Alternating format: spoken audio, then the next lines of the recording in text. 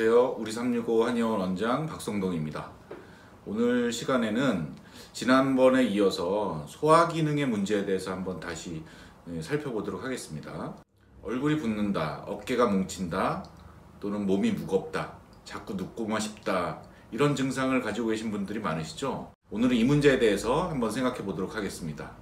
이런 증상들은 비위에 문제가 있을 때 나타나는 증상인데요. 다른 한편으로는 수분 대사가 잘 안 될 때 나타나는 증상이기도 합니다. 우리가 비위라는 말을 흔히 하는데요. 비장과 위장이 합쳐서 만들어진 말입니다. 비장과 위장. 그래서 비위. 비위가 상한다. 비위가 좋다. 이런 말들을 많이 하잖아요. 한방에서 말하는 비장이라는 것은 현대의학적으로 말하는 췌장과는 조금 다른 개념입니다.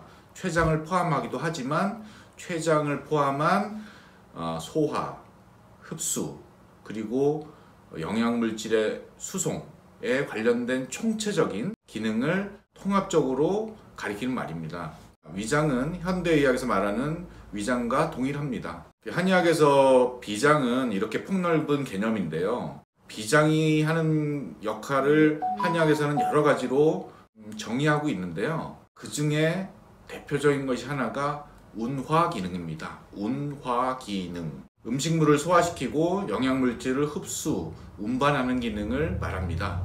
비장이 이런 기능을 담당하고 있는데 이런 기능이 잘 안 될 때 소화가 잘 안 되기도 하지만 또 한편으로는 수분 대사가 잘 안 됩니다. 우리 몸의 수분은 일정하게 분포가 되어 있어야 하는데 잘 운송되지 못하면 세포 간이라든지 얼굴이라든지 이런 국소적인 부위에 수분이 머무르면서 부종이 나타나는 것입니다.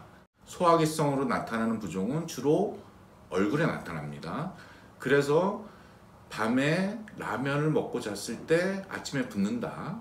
그게 나트륨 때문이기도 하지만 자는 동안에 보대끼잖아요. 음식물 때문에 비위의 기능이 조금 버거움을 느끼고 쉬지 못하고 계속 그 움직임을 해야 되기 때문에 아침에 일어났을 때 얼굴이 붓는 증상이 나타나는 것입니다. 비위는 후천의 근본입니다. 우리 한의학에서는 선천과 후천을 나누는데 선천은 부모로부터 받고 태어난 그런 원기 같은 것입니다. 그리고 후천이라는 것은 내가 음식을 섭취하거나 어떤 이 자연 환경과 교감하면서 상호작용하면서 얻는 기를 말합니다. 그러니까 공기를 흡입하는 호흡도 그렇고 음식을 섭취하는 것도 후천의 기운에 속합니다. 근데 그 중에 중요한 것이 음식 섭취를 잘 못하거나 소화 흡수를 잘 못할 경우에 비위에 문제가 발생하고 건강이 나빠지는 그 첫 번째 출발이 바로 비위에서 시작한다고 보는 것입니다. 그리고 두 번째는 위장이 여기 가운데 있잖아요. 인체의 가운데. 인체의 중앙에 해당하거든요. 그 한의학에서 중요하게 생각하는 것은 기혈의 흐름인데요. 중초. 중앙이 꽉 막혔을 때 전체적인 몸 전체적인 기의 흐름이 안 좋아집니다. 그렇기 때문에 비위에 병이 들면 비위뿐만 아니고 머리가 무겁다, 머리가 아프다, 어지럽다, 몸이 무겁다, 몸이 피곤하다, 이런 여러 가지 증상이 나타나는 이유가 되기도 합니다. 그리고 이런 증상이 더 심해져서 한의학에서 말하는 상열하한, 위는 자꾸 뜨거워지고 아래는 점점 차가워져서 위로는 구내염이 생긴다든지 어지럽다, 혈압이 높아진다, 염증이 생긴다, 이런 문제가 나타날 수 있고 아래쪽은 차가워져서 비뇨생식기계의 염증이나 소변이 자주 마렵다, 또는 성기능이 약해진다, 또는 자궁에 근종이 생긴다, 이런 문제가 나타나는 것은 바로 위와 아래가 열과 한으로 분리돼서 나타나는 증상입니다.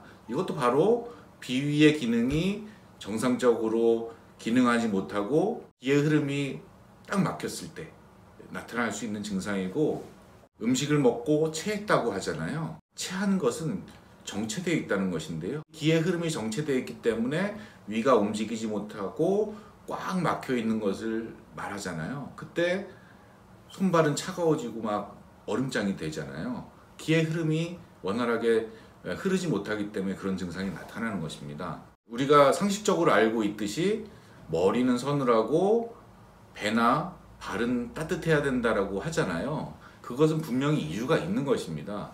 그러니까 자연계에서는 불은 기운이 위로 올라가고요. 물은 위에서 아래로 흐르는 게 자연의 이치잖아요. 근데 그 생명 현상이 일어나기 위해서는 그게 반대로 되어 있어야 돼요. 그러니까 위에는 물이 있고 아래 여기 단전에는 따뜻한 불이 있어서 불은 자꾸 올라가려고 하고 위에 있는 물은 자꾸 내려가려고 해서 이게 서로 교차할 때 이때 바로 그 생명 현상이 왕성하게 일어나거든요. 이걸 이제 영어로는 액션 포텐셜이라고 하는데 뭔가 그 생명 활동이 일어나기 위해서는 물이 밑에 있으면 자꾸 아래로만 흘리려고 할 거고 불이 위에 있으면 자꾸 위로만 치솟으려고 하니까 이 교류가 안 되잖아요. 이것을 한의학에서는 굉장히 큰 건강상의 문제를 보고 있습니다. 비위에서 막히면 이게 분리돼서 더 크나큰 건강상의 문제를 야기할 수 있다는 것을 말씀드립니다. 지난번에 담적병을 할 때 질병의 10 중에 9은 담이 원인이다 이렇게 말씀을 드렸어요. 근데 담의 선행적인 원인은 습이라고 봤습니다. 한의학에서. 습이라는 것은 뭐냐? 수분이 정체되어 있는 거예요. 수분이 정체되어 있는 것을 비유적으로 상상해 볼까요? 안개가 척하게 깔려 있고 바람 한 점 없고 그런 아침을 생각해 보세요. 그러면 뭔가 무겁고 우중충하고 흐름 같은 게 없잖아요. 그냥 고요하게 좀 무겁게 짓누르는 그런 느낌이 있어요. 또 만약에 솜을 쥐고 비를 맞는다고 생각해 보세요. 무겁고 축축 처지겠죠. 비장의 운화 기능이 잘 안 돼서 이 수분의 대사가 잘 안 된다 그러면 몸의 어떤 부분에 수분이 가득 고여 있고 그렇다 그러면 몸이 무겁고 머리가 맑지 않고 어깨가 막 뭉치고요. 누가 하나 올라가서 어깨를 짓누르는 것 같다 그러죠. 자꾸 눕고 싶고 몸 어딘가에 자꾸 부종이 생기고 이런 것들이 바로 출발은 비위의 기능이 저하되어 있기 때문입니다. 요걸 하나를 생각하셔야 돼요. 그래서 이런 모든 증상들이 있을 때 한의학적인 관점에서는 이렇게 바라보지만 과연 병원을 가려면 이거 어떻게 해결해야 됩니까?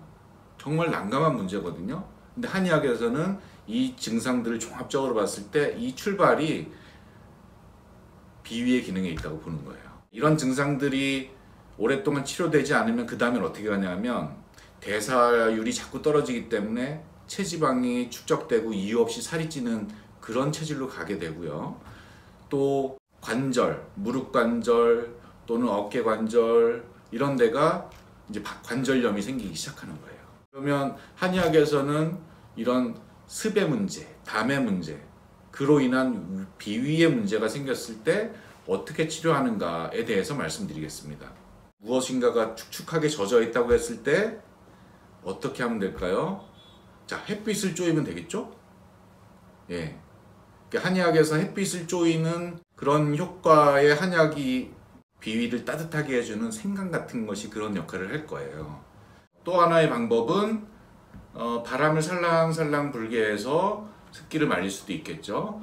한방에서 이런 약재로는 이기약이라고 하는데 오약이나 이런 약재들을 쓰면 기의 흐름을 원활하게 하면서 습기를 좀 말리는 데 도움이 될 수 있습니다. 또 다른 방법으로는 물기를 터주는 거죠. 예, 한방에서는 이수약이라고 하는데요. 땀이나 소변으로 물기가 잘 빠지게 하면 또 이 고여있던 습기가 날아가는 그런 효과를 얻을 수 있습니다. 이런 약재로는 뭐 복령, 택사 이런 것들이 있겠네요. 그 다음에 요즘에 이제 많이 쓰시잖아요. 장마철에 제습기, 습기를 직접 제거하는 그런 역할을 하는 한약재도 있는데요. 한방약으로는 백출 같은 것들이 습기를 직접 이렇게 말려주는 제습기 같은 역할을 하는 약재입니다. 한약으로 비위에 차 있는 습기를 잘 말려주고 담을 제거해주는 이런 치료를 하면 비위의 기능이 정상적이 되고 여기에 부수적으로 나타나는 만성 피로, 어깨의 무거움 또는 머리가 맑지 않은 또는 부종 이런 것들을 일거에 다 치료를 할 수 있는 것입니다. 제가 늘 말씀드리듯이 한방의 가장 큰 장점은 어떤 근본적인 원인을 찾아서 들어가서 정말로 핵심적인 어떤 원인, 그것이 습이 될 수도 있고요, 어혈이 될 수도 있고요, 혈액순환의 문제가 될 수도 있고요, 이런 것들의 근본적인 원인을 한약으로 치료하는, 이게 한의학의 장점입니다. 이것을 이제 사자성어로 얘기하면 이리관지가 되겠네요. 모든 증상들을 꿰뚫을 수 있는 단 하나의 근본적인 원인을 찾아내서 치료하는 한약이다. 그래서 한약은 기능성 소화불량을 잘 치료할 수 있고요, 이유 없이 발생하는 비위로 인해서 나타나는 여러 가지 증상들을 잘 치료할 수 있는 장점이 있다는 것을 말씀드립니다.